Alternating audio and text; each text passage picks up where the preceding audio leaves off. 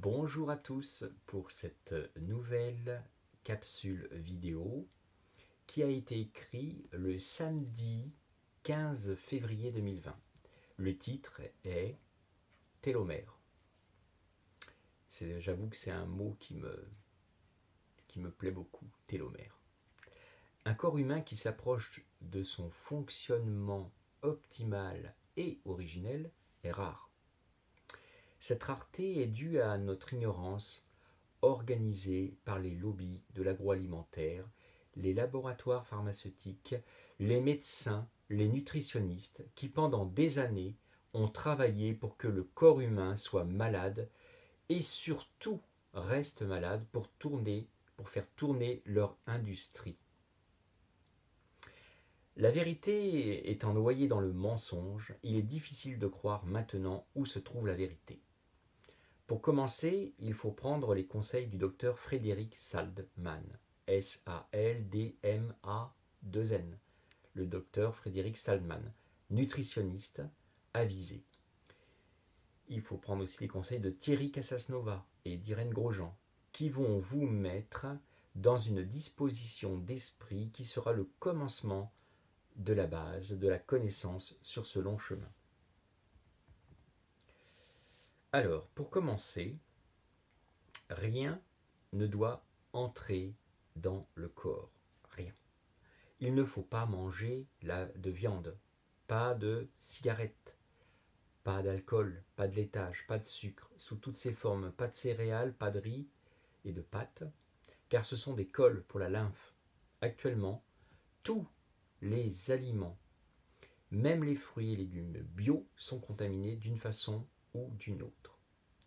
La pollution sous toutes ses formes nous empoisonne et purifier un corps est une vraie gageure.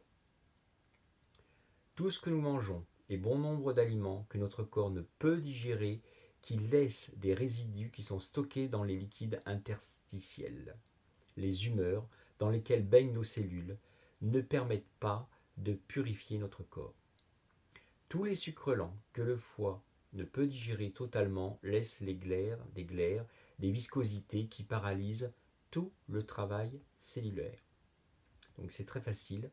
Actuellement, tout ce que vous mangerez ne pourra pas vous aider à avoir un corps qui fonctionne normalement. Donc très facile à retenir.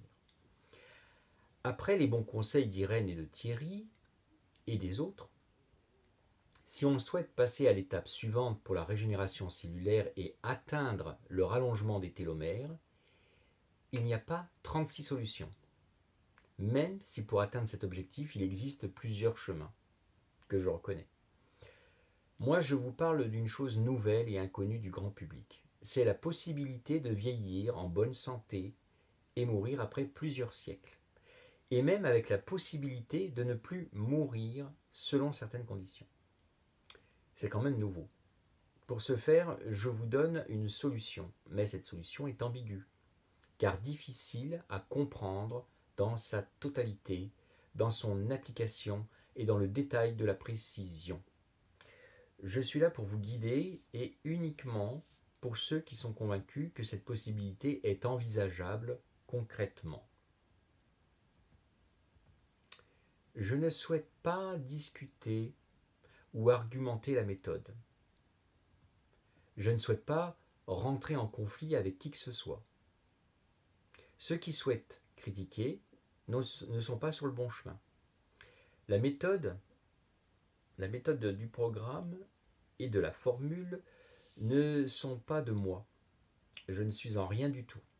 Je suis au service de la source et si je guéris une personne d'un cancer en phase terminale, c'est grâce à l'énergie de la source et non de ma propre force ou d'un don particulier.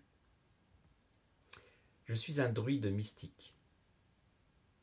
Mystique dans le sens où mon enseignement ne provient pas de maîtres humains. Et je ne suis rattaché à aucune confrérie des druides. C'est pour ça qu'on m'appelle le druide mystique. Ma formation, c'est une formation de druide sur 5 décennies. Je dois passer maintenant à la pratique et donner à mes guides de lumière ce qui ressemble sur Terre à une thèse sur le sujet du rallongement des télomères pour les humains. Pour eux, mes guides de lumière spirituels, c'est la connexion avec la source.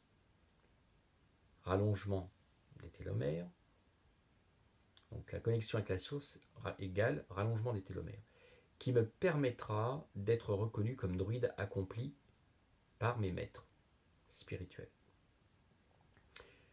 Je précise que lorsque les télomères se rallongent, c'est que obligatoirement, il y a une connexion qui est établie avec la source. Sinon, ce n'est pas possible. C'est la première étape de ma mission. Par contre, je suis en relation avec des entités de druides décédés qui ont encore une influence empreinte d'une résonance magnétique avec mes guides spirituels qui, par l'écriture automatique, par exemple, me donnent des instructions. Donc j'écris parfois des choses que je ne comprends pas. Je suis donc obligé de faire une recherche sur Internet pour comprendre ce que j'ai moi-même écrit. Parfois j'écris sans savoir qu'il y a une logique. Et pourtant, au moment où je l'écris, j'ai l'impression que c'est faux. À partir du moment où je me mets à la disposition de la source, mes compétences sont exploitées de façon positive pour une mission bien définie. Ceci étant dit, je poursuis mes explications sur le rallongement des télomères. Je m'adresse aux membres du groupe Régénération cellulaire grâce au prana, entre parenthèses essence de vie, qui souhaitent vivre plusieurs siècles en parfaite santé. Ceux qui ne souhaitent pas vivre dans ces conditions doivent respecter le choix des membres motivés. Je vais proposer d'autres méthodes moins contraignantes plus tard, qui seront un moyen moins radical d'atteindre un certain niveau. Il est possible d'arriver à provoquer la télomérase, mais pour cela, il faut bien comprendre que le rallongement des télomères ne peut se faire que si vous avez pu franchir les différentes étapes. Quand le rallongement des télomères commence, sur une décennie, il est infime. Pour comprendre, je vous donne un exemple. Si vos télomères se rallongent d'un millième de millimètre en 10 ans, cela veut dire que pour un an, donc 1 millimètre en 10 ans, cela veut dire que pour un an, c'est un millième de millimètre. Et un demi-millième de millimètre pour 6 mois. Alors ouais, je ne sais pas si vous voyez, un demi-millième de millimètre pour 6 mois, c'est vraiment infime. Une prise de sang peut par contre déterminer que ce rallongement, aussi infime soit-il, est détectable. Je vais donc faire une prise de sang, mais bon, avec ce qui se passe en ce moment, j'espère que ça va pouvoir se faire. Normalement, c'était prévu fin juin ou début juillet par là. Enfin, on verra. D'ici là. Et une seconde 6 mois plus tard. Dans cette attente, je témoigne de mon expérience en vous donnant les indices de la méthode.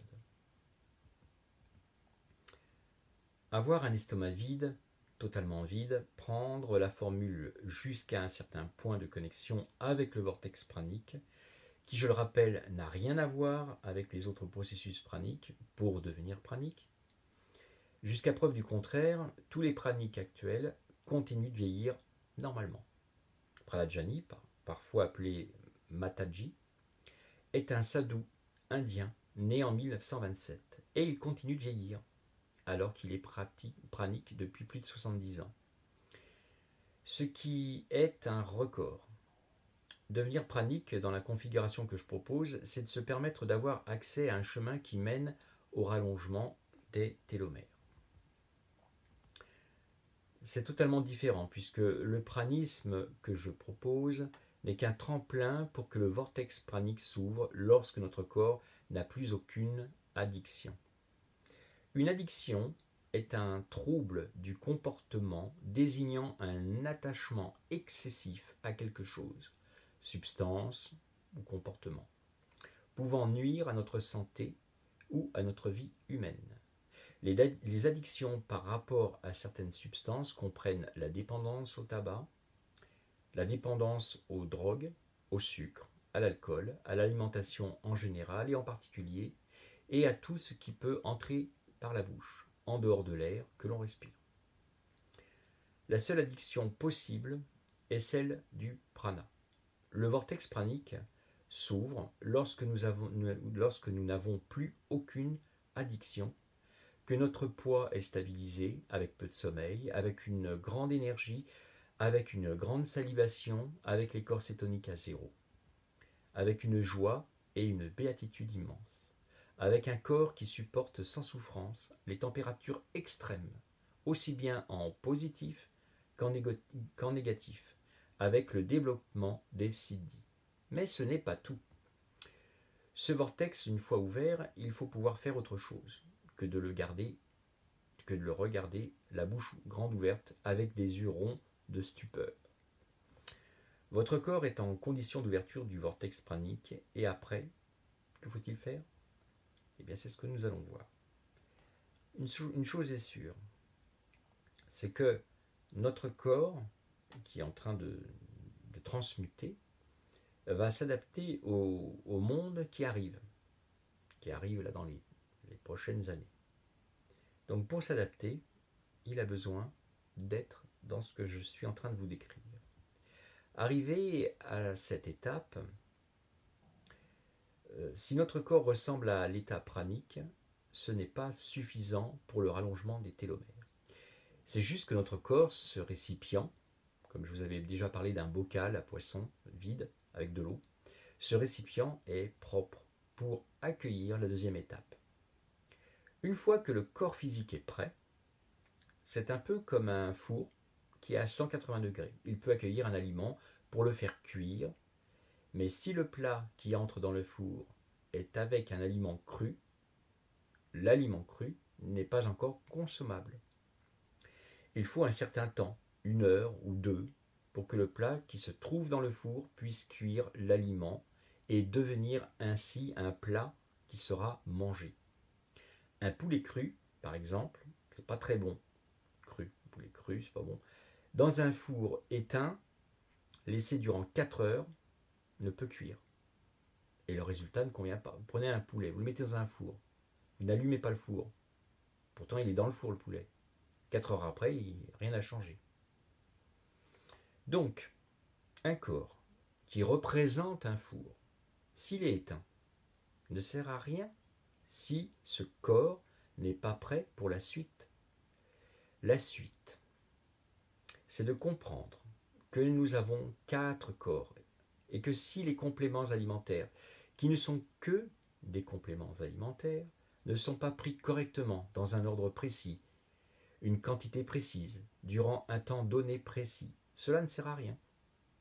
Ensuite, pour activer un autre processus, celui de la télomérase, il faut que les 3 autres corps soient dans la même fréquence vibratoire que notre corps physique, préparé depuis des semaines. Chaque corps est important. Le corps mental, alors, on en reparlera dans la prochaine vidéo, puisque je fais des petites capsules.